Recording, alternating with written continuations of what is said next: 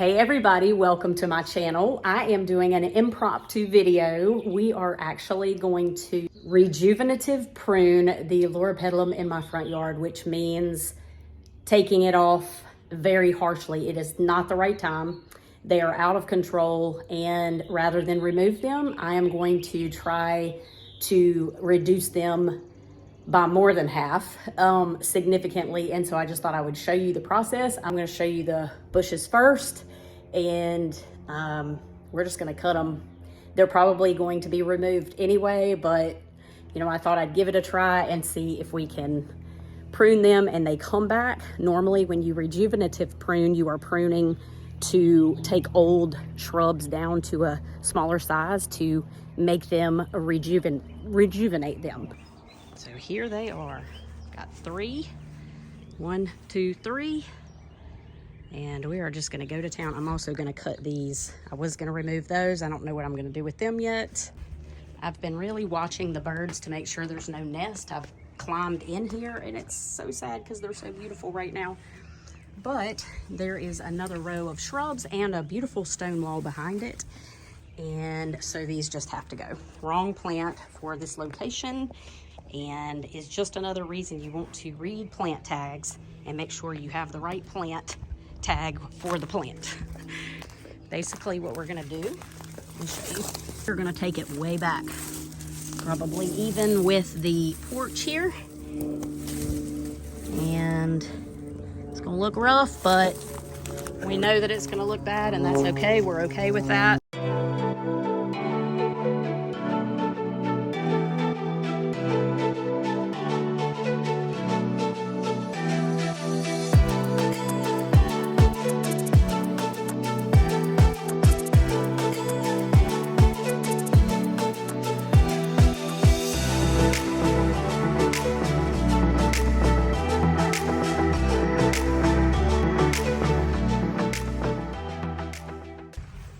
So we have the very first one done,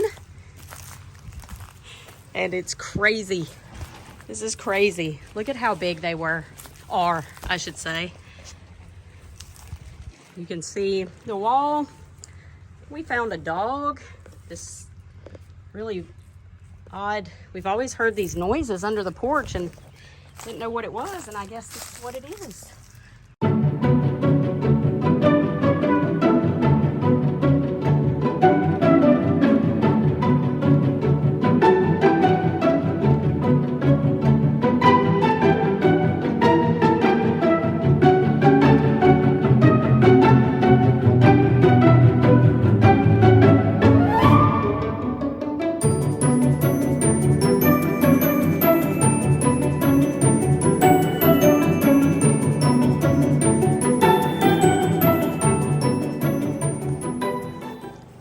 So we did it, and now, because these couldn't get any sunlight, we have to cut them back, which they needed anyway, and found all kinds of things in here.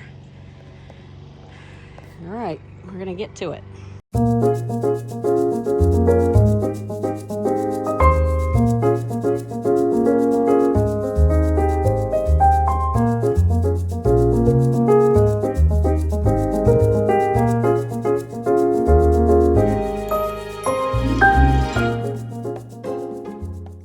It is the next day, and I wanted to share with you just a little bit about rejuvenative pruning and the practice of it before I show you the crazy results. And I'm gonna tell you now, brace yourself, they are crazy, wild, and very harsh, but that's okay. It's intentional.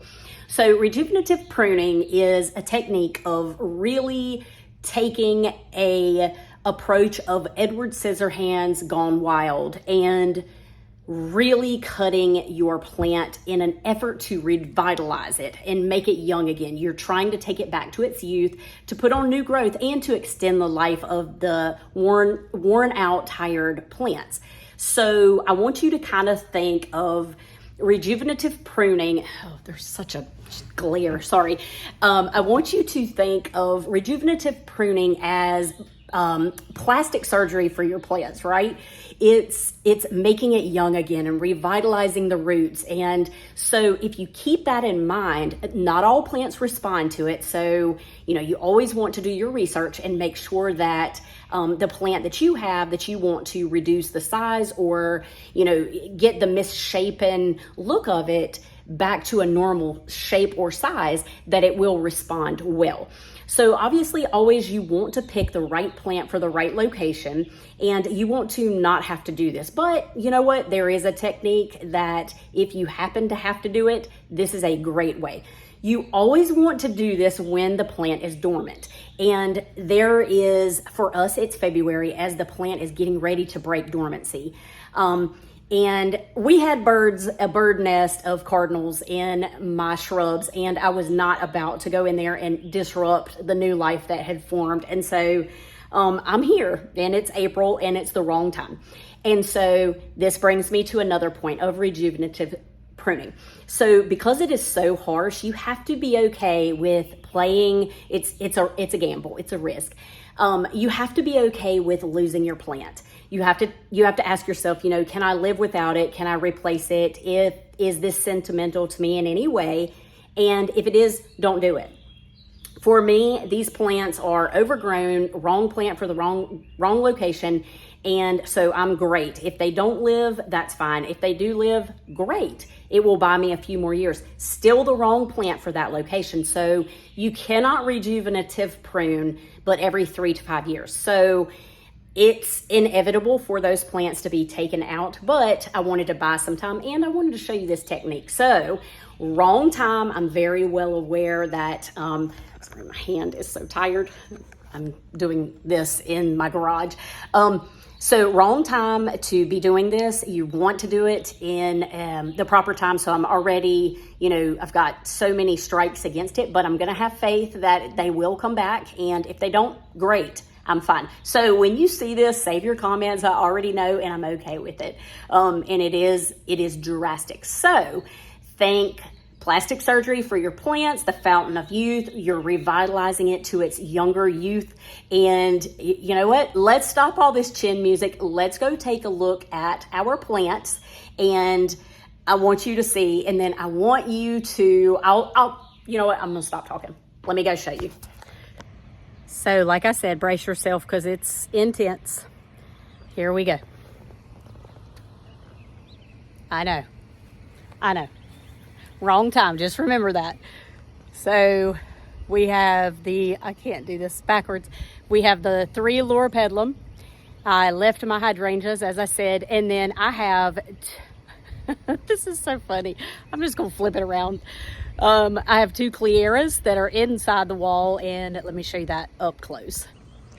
So here we go. The hydrangeas are looking good. They've even grown today. The loropetalum here, and here. Not so much, but we'll see. And then I did have 4 cleara in the wall, and they have been cut back. I told you, it looks like Edward Scissorhands had a heyday. So the interesting thing is when I planted these, the soil was level, and that's how much it has eroded. And so I'm actually going to take courses away from the wall and use those for some projects that I've been needing to build walls around. So that's exciting. So all in all, I just want to show you how big this bed is. And this is why I say the possibilities are endless. Look how big it is. So my plan as it is right now is to just really fill it in with probably a lot of flowers that I'm growing and give the shrubs a chance to flush out if they're going to. That way I don't have other plants in here that I'm going to have to dig around to remove these. As I said, I'm going to remove probably 2 to 3 courses of the wall. That way I don't have to add soil. You can't really add soil up around a plant base. It would smother it and kill it, definitely. So you can see the crazy root systems, but I really don't want these anymore. So I'm trying to be hopeful that they'll come back, but I kind of don't want them to. I don't know. I sound terrible saying that. So here we have some before and afters of this crazy bed transformation. And I realize when I say transformation, most of the time we are going in a positive, look better direction. And this one seems to be going in the opposite direction. However, the endless possibilities in front of us for creating something amazing in this bed make me so excited. And I hope you will take a chance in your landscape and know that you can always start again, but it's okay to take a risk sometimes to get that right plant in the right location. I hope you have a chance to get your hands dirty today. Please come back and hang out with me again soon. Don't forget to subscribe, and I will see you later. Take care, everybody.